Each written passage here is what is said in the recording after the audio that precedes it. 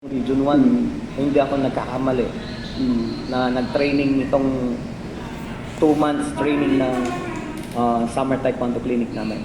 So, ganun karami, sir, ano? Opo. So, dito, sir, sa itong nabanggit po kanina itong, ano po itong MSDMC?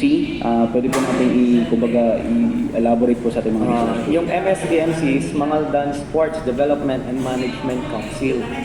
Ito po, binuo namin sa pahintulot po ng aming butihing mayor, Mayor Bonafe de Vera Paraino, with our two-time Olympian sports consultant, Sir Jassy Garcia and Sir Day Benton Mejia. Sila po yung kasamahan ko na bubuo at magpapanday ng sports sa bayan naming Mangaldan.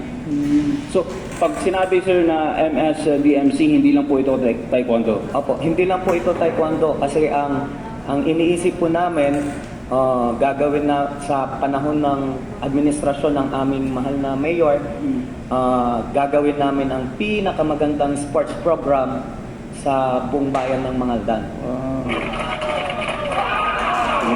Maganda po yung ginawang hambang ng LGU Mangaldan po, sir, para po, kumbaga yung layunin po ninyo na makip po yung mga bata malayo sa mga bisyo, dulot ng mga ano po. Pero ano, sir, nauna yung taekwondo na kumbaga na-introduce ninyo dito sa MSDMC? Yes po, nauna po. Pero ongoing na rin po yung mga basketball na doon sa Mangaldan. Pero how about yung kumbaga yung safety protocols po, sir? Kasi yun ang isa sa problema din. Si Coach Edil Abalos, ang regional director ng Samahang Basketball ng Pilipinas, sa partner ko dito sa programa, isa sa mga ng problema is yung mga LGUs is takot na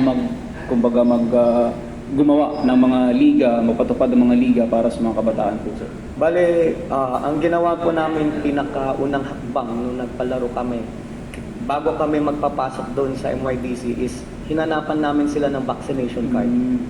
Tapos, wear proper face mask. Tapos, hindi pwedeng pumasok yung bata doon na walang daladalang vaccination card. Pero may exemption naman kami doon sa mga batang 5 years old. Kasi meron pa yung hindi pa nababaksinate. Pero dapat full vaccinated yung parent na kasama ng bata. Pero ilan po yung participante po nito? Umabot po kami ng 200 participants. So marami po, sir. Apo. Pero meron kayong mga, sir, mga free tutorial na gagawin? Meron po kami gagawing free taekwondo training sa Mangaldan. At hindi lang po sa taekwondo, meron na rin po sa mga ibang events. Pero sa ngayon, pinag-uusapan pa po namin, plinaplansya namin para maganda yung takbo ng sports namin sa Mangaldan. So gaano ka-importante sa inyo ito, sir? Kayo bilang coach at ating atleta, gaano ka-importante na merong isang mayor or LGU na talagang sumusuporta po sa inyo, sir?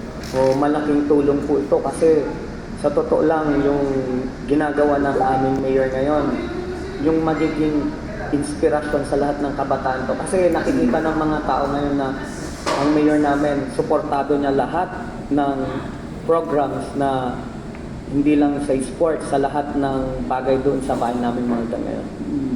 Okay. Sir, kayo po, sir, bilang isang coach, ano po yung kumbaga goal or pananaw po ninyo na nais po ninyong kumbaga matupad sa isang estudyante po niyo? Kasi pagdating po kasi sa larangan ng taekwondo, bilang lang po yung mga pangalan na talagang nagmarka, no, ng mga Pilipino, mga pangalan ng Pilipino na talagang nagmarka dito sa taekwondo, like itong si Japoy Lizardo, si Sir Monsur del Rosario. Iilan lang po yun ang mga pangalan po, sir. Pero kayo po, sir, as a coach po, sir, meron po ba kayong ganun na goal? Ito batang to, sa susunod na kakilala po sa buong Pilipinas at sa buong mundo? Meron po. Sa ngayon, bale ang mga may pagmamalaki kong mga players ko na-produce ko sa gym. Wala pa kayo dito. Ngayon yung iba, yung isa na Saka hindi ako dito nag-opisina noon Navy kasi. na siya. Black belt din. Ang nandito lang Tapos naman, yung isa nga Kagawad yung Batay, pinagpunta tsaka ko kanina, nasa PSA. Ako nandun ako sa Karamihan sa mga FTRD. estudyante ko, yung pinangarap ko sa Ako kanila, nag-info kung doon. hindi man sila maging national player. Sila din kasama Gusto ko ko. maging kwan sila yung career nila, Tinawagan maging naman matagumpay ng- sila at ng yun yung pinaka-goal ko Chat sa akin, kanila. pinaalam ko kay Sir Jassy. Okay. sabi Sir, ang oras sa ating mga kapartner ay 30 minuto makalipas ang alauna ng hapon at mamaya makakasama din natin si Coach Lil Abalos, ang Regional Director ng Sambang Basketball ng Pilipinas. So, sir, message nyo na lang po siguro sa ating mga radio listeners at sa ating mga nanonood sa Facebook Live po natin, sir. Yung mga nais na pumasok sa Taekwondo po, sir. Inananyahan ko po yung mga lahat ng nandun sa bayan naming Mangaldan na magkakaroon po tayo ng free taekwondo training doon sa bayan nating Mangaldan. Sana po suportahan natin yung programa na ibibigay ng ating mahal na mayor doon sa bayan ng Mangaldan. Yung gym nyo po, sir, pwede po ninyo i-promote. Ang gym ko po is located in front of Cherish Moments School sa mga lahat po ng gustong mag-training doon. Itong darating na week po, ang training po namin is 5 to 7 p.m. po. Monday to Friday. Tapos sa Pusurubio po, meron din po ako dong gym sa Villa Pusurubio. Every Saturday and Sunday, 2 to 4 p.m. po. Yun mga kapartner, si Sir Joseph Eden, mga kapartner, siya po ang tournament manager at commissioner at administrative staff mula sa MSDMC at 4th Dan Black Belter po at miyembro ng Regional Management Council. Ang oras natin mga kapartner, 31 minutes makalipas ang alauna ng hapon. Huwag po kayong bibitaw, babalik po tayo pagkatapos lamang ng ilang mga paalala.